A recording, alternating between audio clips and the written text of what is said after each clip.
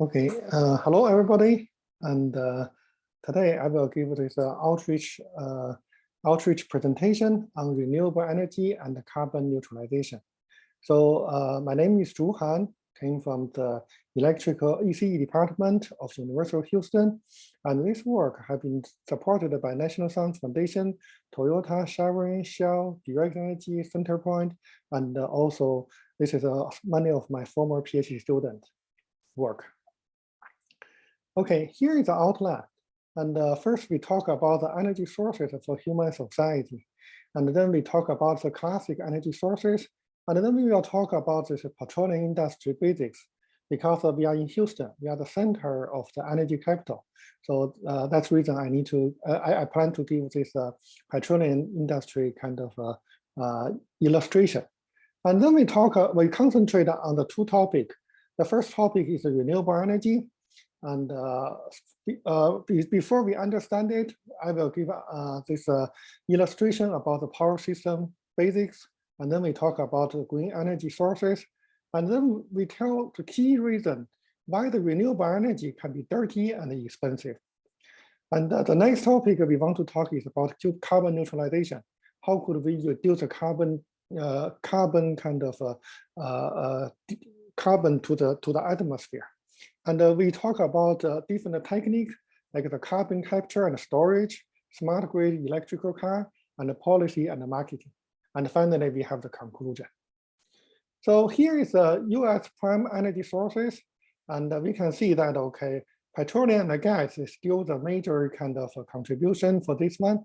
And the nuclear power, coal is 8% and 11% respectively. And the renewable energy is 11%. And among the renewable energy, we can have 9% of the solar, 20% of wind, and 22% of hydro. And there are many different types. And you can see that even though we put a lot of solar and wind, the percentage is still not that high. And this is over the years, okay, what is the distribution change? And we can see that the coal is gradually shrinking because it's really dirty. But for the natural gas, this petroleum and nuclear is relatively keep the same. The renewable energy gradually grow, but not grow too much. Okay, there are certain reasons behind of it. In this talk later, I will explain why this renewable energy cannot be that high, and there are some kind of technical limitation and behind for this reason. Okay, and here is the energy by the source and the sector. We generated the energy from this kind of petroleum, natural gas, renewable, and etc. And some of them directly using in the user, such as the petroleum are used in the transportation, and but some of them will transfer through the electricity and then go to this industry, residential area, and the commercial. So this is how the sources of energy and also consumer. In the middle, you have this kind of power plant to transfer this kind of energy into this electricity and then utilized by the end user. So the classical kind of sources, and the most classic one is a coal mine. So basically, you put the coal into the hot place and burn it, and then heat the water, and the water push the turbine and generator, and then generate the electricity and merge into the to the power grid. And this was invented by James Watt in 1784. And then this triggered the first industrial revolution. And then later we have the second industrial revolution, basically assembly line invented by Ford. And then the third generation is basically, okay, first programmable logic controller. So basically, okay, this is in 1969 for the computer.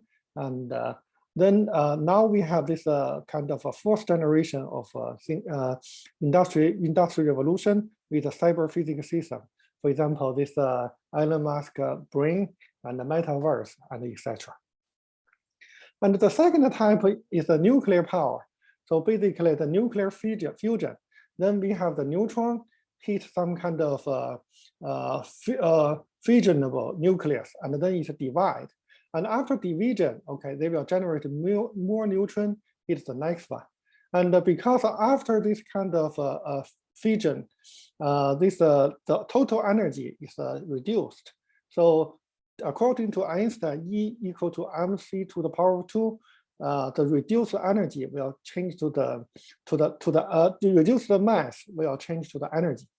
And so if it's uncontrollable, that's the nuclear bomb. But if it can be controlled, then those energy will hit the water, push the turbine, and then generate the power.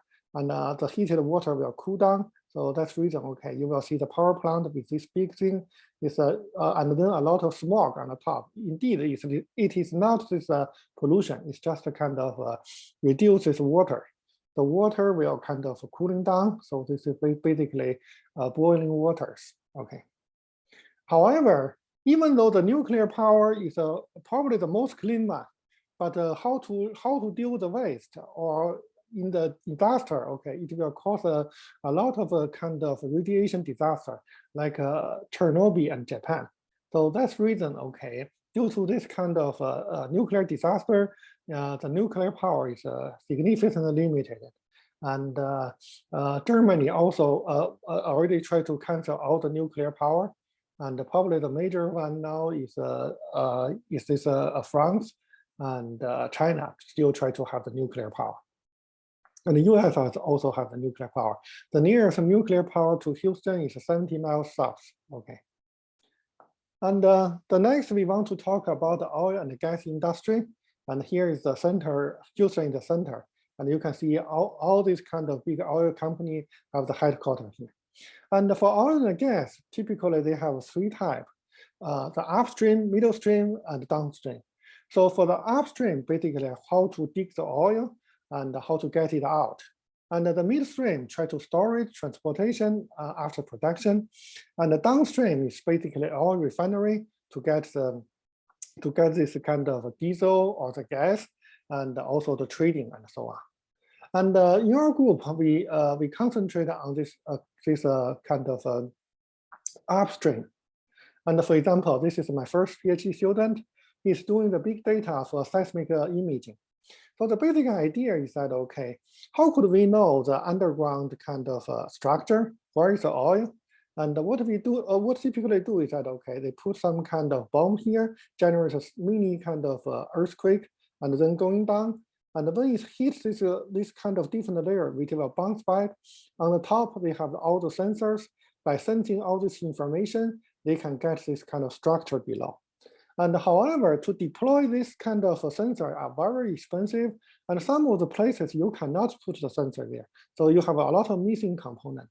So this Dr. Meng have the compressed sensing idea, then try to use a big data approach. So they can have the several bombs simultaneously to send the signal back down and then get the signal back. And then, by using the big data algorithm, they can see much clearer image for this. So this is her PhD dissertation. And this is a first arrival problem using the machine learning.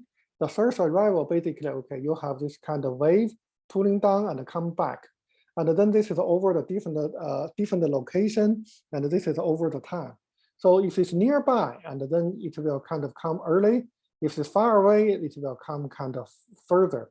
You need to know the first wave here, this red line, so that, when you drag this red line flag, then you can see the below this kind of structure. Yeah, so, but the thing is that, you need to know where is the first kind of front line. And this one is typically marked by this geoscientist, which is very slow and expensive. And then my student were using the machine learning, try to find out this kind of front wave. And I have another student who is doing the well logging using the reinforcement learning, which is also a type of machine learning. So basically, when you dig the hole below, and then in the middle, when you find the oil, you want to change the direction. Instead of going down, you change the direction over this kind of layers of oil. And then there are sensors around for this drill. And then when it's sensing it, it's trying to learn where is the layer of the oil. And this one is using this machine learning. So it's reinforcement learning looks like this iRobot. So basically, okay, vacuum your home, and by learning by itself.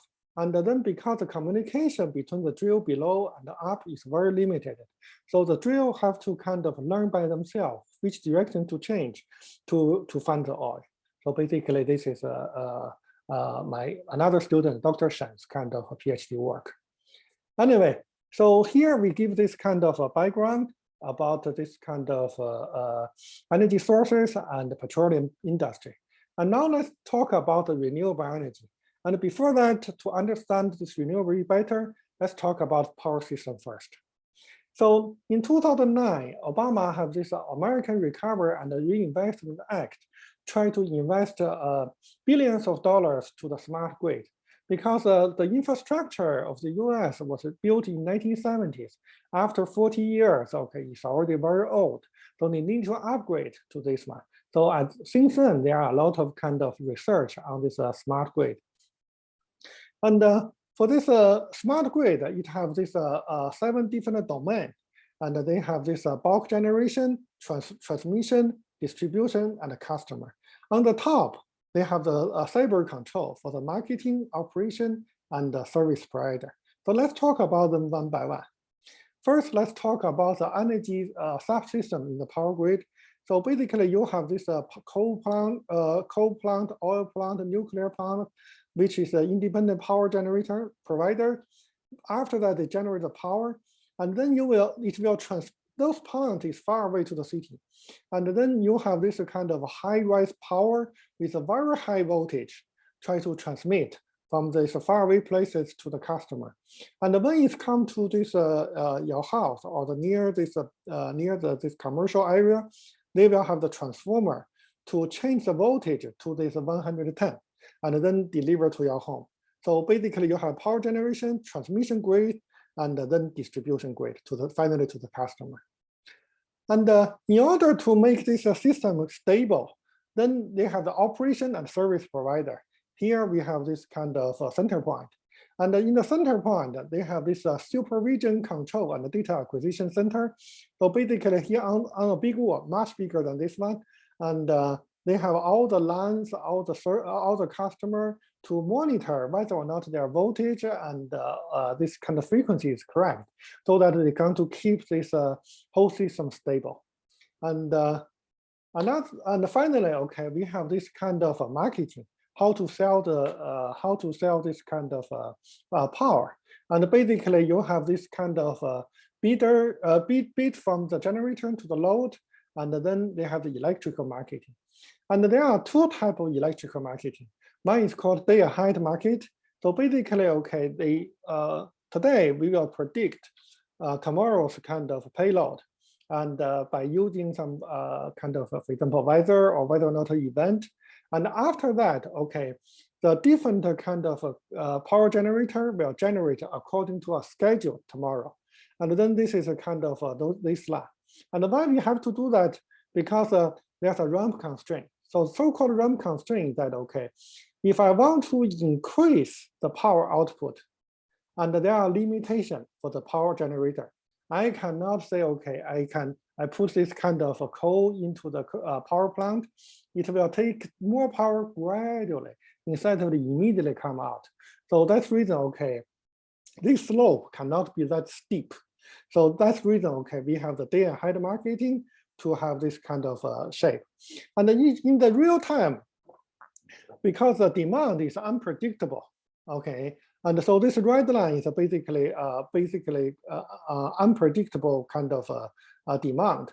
So sometimes you will have a gap, and how could you fill this gap? Then it's called real-time market. The real-time market basically fill the gap about the day-ahead prediction, day-ahead market prediction, and to this kind of real demand. And this kind of real-time market typically can be solved by the diesel engine. And the diesel engine, so you need certain power, I will start the diesel engine immediately and fill the gap. And the diesel engine is very dirty, generates more carbon dioxide and pollution than the other. And also, okay, it's very expensive. So sometimes, okay, in the real-time market, okay, this kind of price can be 1,000 times more than the day-ahead market. And if you remember, last February we have this very cold weather, and at that time 1 kilowatt is $900 something, right? Why that happened? Because at that time all the generator is down, and all this power generation, big power generation is done due to the severe weather, and then the only thing that they can provide for this electricity is this real-time market with a lot of diesel engine, and that is a very dirty, very expensive. So this is a kind of real the marketing story.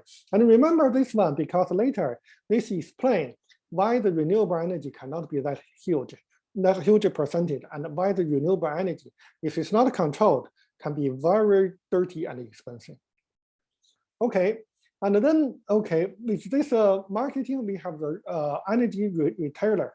For the energy retailer, basically, okay, we have the wholesale market, and the energy provider try to buy the energy from this kind of wholesale market and try to sell the customer. And then okay, when it sells to the customer, it will have this kind of fixed price, or sometimes a little bit flexible. But when it comes by to this kind of whole market, okay, it can be very dynamic. So they have to kind of control it so that they can have the profit. And the profit is equal to the sum of the bill from us, typically fixed price, minus the cost to buy the power, which is very flexible. So they have to study, predict, and then so that okay, they can have the profit. And the energy provider, such like a Direct Energy, have a lot of kind of investigated for the University of Houston to do the research for them. Okay, so that is the smart grid kind of basic. And next we talk about renewable energy. For renewable energy, we have the wind energy. So basically, okay, the wind blow this one and then generate the power here. And this part will generate the power and also change to the right frequency and phase so that they can put it into the mainframe. And this part is called the most expensive single bedroom apartment. Okay, because the major cost for this kind of wind power is right here. The other is just infrastructure. And for solar power, so basically, okay, you have this solar panel, and after that, okay, the solar panel will generate DC and DC only. And for us, we use AC, so you need a converter to convert to AC. And moreover, it has to be the right phase to the mainframe. And after that, they come to the meter, either kind of support your own home or send back to this kind of mainframe. So this is kind of solar power. And here we can see that, okay, this is a United States kind of energy sources, and around Southwest, there are a lot of kind of solar energy resources.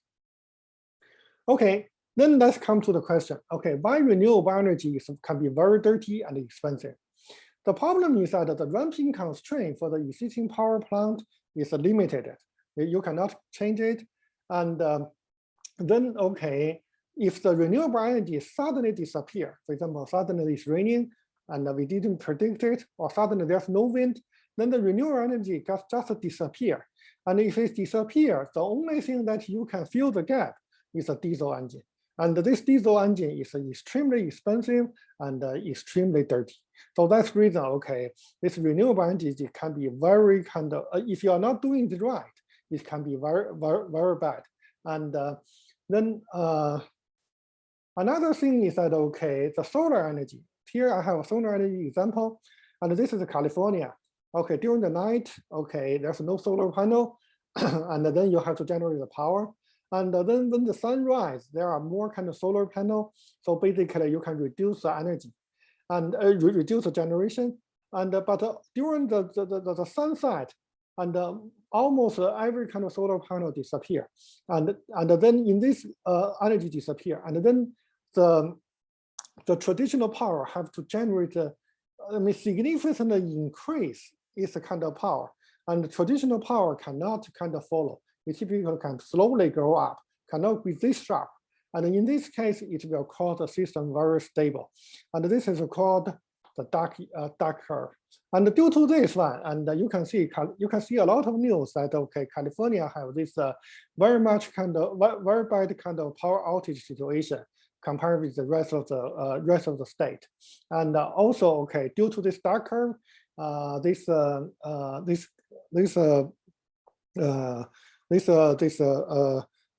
Hawaii already stopped install the new kind of new solar power due to this reason. And this work has been done by Hous. Okay. And also, okay, for the renewable energy can make the systems unstable. And for example, okay, and for this kind of solar power, this inverter have to make the phase right to send it back. If the phase is not right, then okay, it will have the whole system will have to catch up, make it together. And if the phase is very much incorrect, then it will kind of have shortcut. And here we show you a video that when this kind of phase is not right, those generators have to catch up. And when it catch up, all this rotation, okay, things will have to sudden change. And then, okay, it can kind of burn down all this generator. And here I show you the example.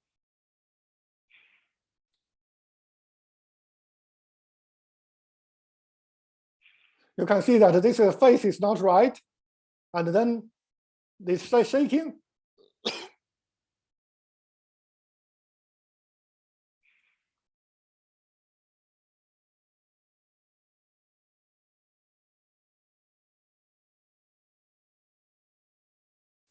Yeah, very quick. Okay, this generator burned down.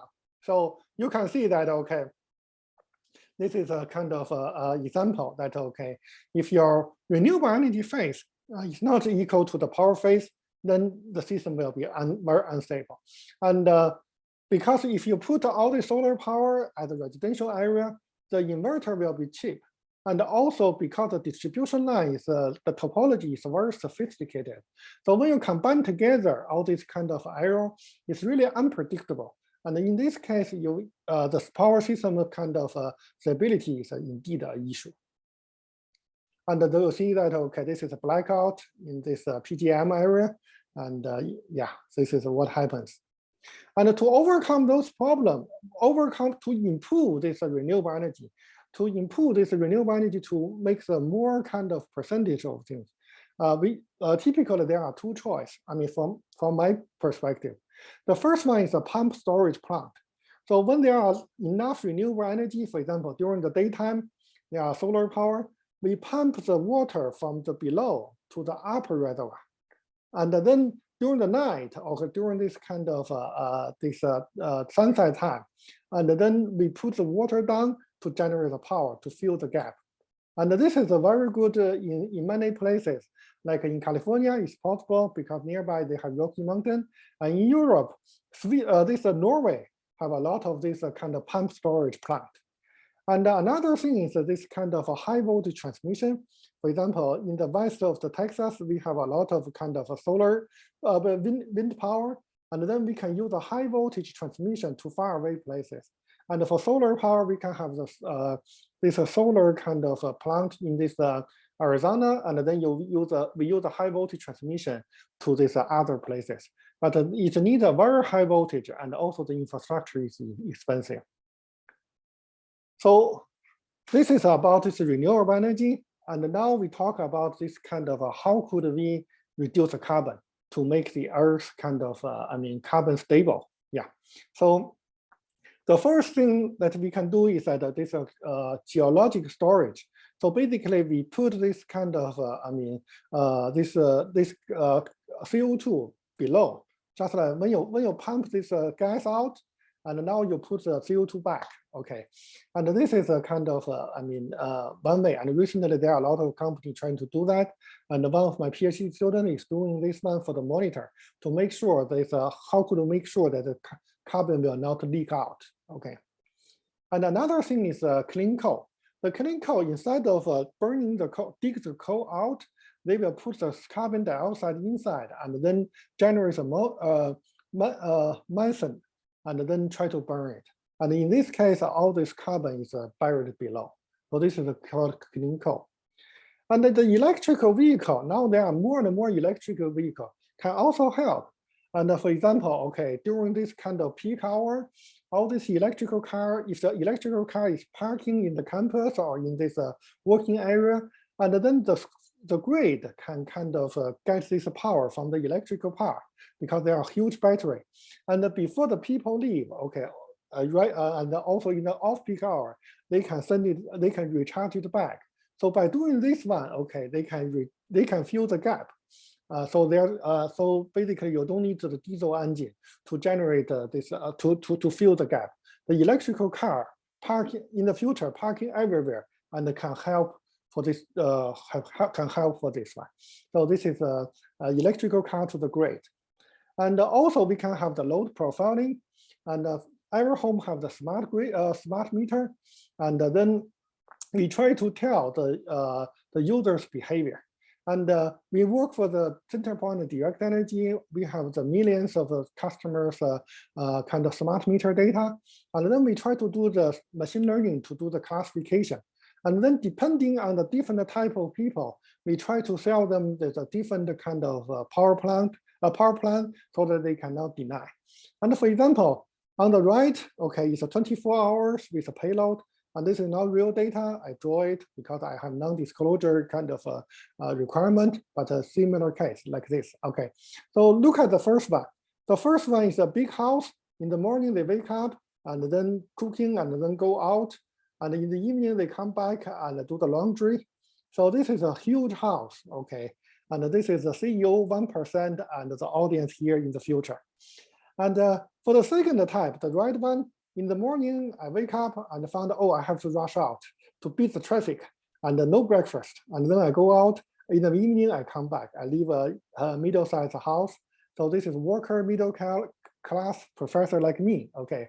And finally, okay, there's the last one. In the daytime, okay, it's first is a very small apartment. And then, okay, in the daytime, they probably go to the lab to work, and at night they still they have to continue to work. So this is a homeless slave and my PhD student. I'm just okay. And this work is done by Pan, Dr. Pan, and later he worked for the Amazon to do this analyze different customers kind of behavior.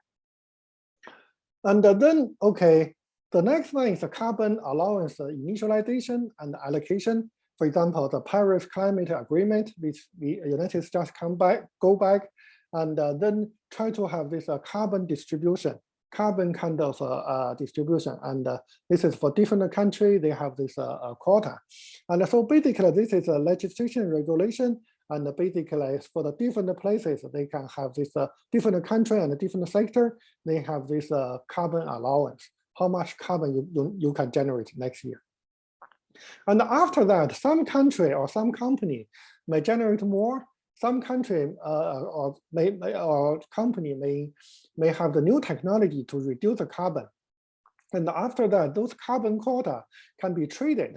And so basically, there is a kind of carbon trading market. And basically, they can exchange for this one. And then, okay, we have the carbon allowance circulation. And some of them some of the consumer can get this kind of carbon, and then okay, and then they generate something, but on the other hand, they do other green things to reduce the carbon. So basically, overall, the carbon is a circulation, and then in this case, okay, they can still try to maintain the carbon quota and or even reduce it. So this is basically another type of the research that we done. Okay, finally we have the conclusion, and we talk about the basic energy sources and the smart grid. And for the renewable energy, we tell about the characteristic and the limitation. And then, okay, the key idea is that too much renewable energy can be dirty and expensive, and it's very bad to the to the Earth and very bad to this kind of customer. Probably the only kind of beneficial is this kind of capital, because they push up this kind of price. If they have too much kind of renewable energy, even they say, okay, that's great. Okay, we have 100% kind of renewable energy. Then what you will get is a kind of 100%, 100 times more kind of expensive bill. And so the only winner is not the Earth, it's not the customer, it's the capital. Okay, so be careful about this one. And here the major message is that, okay, we need to have the technique to improve the renewable energy before we fully can utilize, I mean, with a high percentage. Otherwise, both Earth and the customer will lose. And then for carbon neutralization, we have this carbon capture, storage, and clean coal, and we have smart grid and electrical car. And also for policy and marketing, we talk about the Paris Climate Agreement, carbon allowance, exchange, pricing, and circularization. And finally, the conclusion is that, okay, we need to scientifically deploy the technology to save our Earth for the carbon. We cannot say, okay, just a slogan, okay, we have 100% kind of renewable energy, and then that will poison our Earth. We have to scientifically to understand it, the limitation, and then try the way to improve it so that we can save the Earth. And finally, thank you for listening, and thank you all my former student and current my student. Thank you very much. Okay, let me